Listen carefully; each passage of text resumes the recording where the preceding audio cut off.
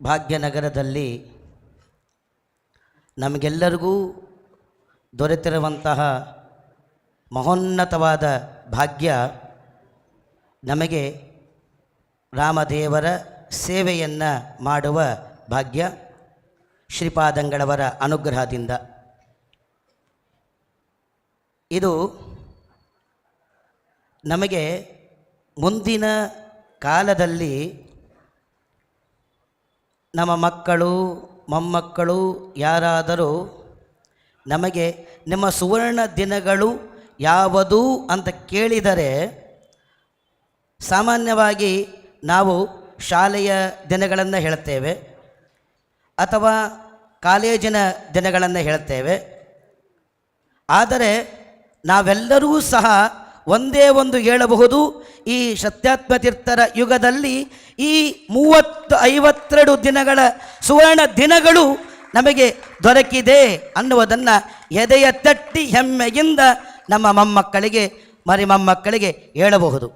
ಅಂತಹ ಅವಕಾಶವನ್ನು ಕೊಟ್ಟಿರುವಂತಹ ಮಹಾಸ್ವಾಮಿಗಳವರು ಇದೇ ರೀತಿಯಾಗಿ ಅನೇಕ ಬಾರಿ ನಮಗೆಲ್ಲರಿಗೂ ಕೂಡ ಈ ಚಾತುರ್ಮಾಸ್ಯದ ಸೇವೆಯನ್ನು ಮಾಡುವ ಭಾಗ್ಯವನ್ನು ನಮಗೆಲ್ಲರಿಗೂ ಕೂಡ ಅನುಗ್ರಹವನ್ನು ಮಾಡಲಿ ಅಂತ ಅವರಲ್ಲಿ ನಾನು ಪ್ರಾರ್ಥನೆಯನ್ನು ಮಾಡ್ತಾ, ಹಾಗೆ ಎಲ್ಲ ನಮ್ಮ ಫರಾಳದ ಯಾರ್ಯಾರು ಸೇವೆಯನ್ನು ಮಾಡಿದ್ದೀರಿ ಅವರೆಲ್ಲರೂ ಕೂಡ ಅವರ ನಾಮಗಳನ್ನು ಪೂಜ್ಯ ಜಯತೀರ್ಥಾಚಾರ್ಯ ಅವರು ತೆಗೆದುಕೊಳ್ತಾರೆ. ಅವರು ಸಾಲಾಗಿ ಬಂದು ತಾವು ತೆಗೆದುಕೊಳ್ಳಬೇಕು ಅಂತ ತಮ್ಮಲ್ಲಿ ಕಳಕಳಿಯನ್ನು ಪ್ರಾರ್ಥನೆ ಮಾಡ್ಕೊತೇನೆ. ಎಲ್ಲ ಫರಾಳದ ಅವರೆಲ್ಲರೂ ಕೂಡ ಸರಿಯಾಗಿ 7:15 ಸಿದ್ಧರಾಗ್ತಿದ್ರು.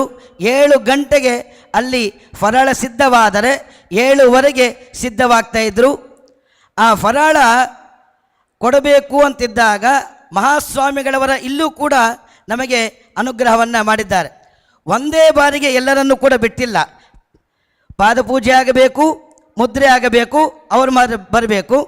ಅಲ್ಲಿ ಮತ್ತೆ ಒಂದು 15-20 ನಿಮಿಷಗಳ ಕಾಲ ಮತ್ತೆ ಅವ್ರಿಗೆ ಪಾದಪೂಜೆ, ಆಮೇಲೆ ಮುದ್ರಾಧಾರಣೆ, ಹೀಗೆ ಹಂತ ಹಂತವಾಗಿ ಬಿಟ್ಟು ನಮಗೆ ಅನುಕೂಲವಾಗಬೇಕು ಎಂಬ ಇಚ್ಛೆಯಿಂದ.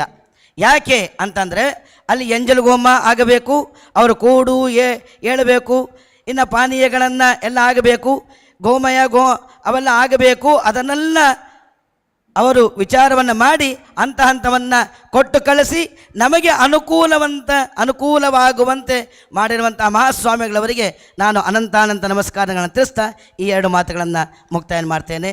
ಶ್ರೀಕೃಷ್ಣ ಅರ್ಪಣಮಸ್ತು.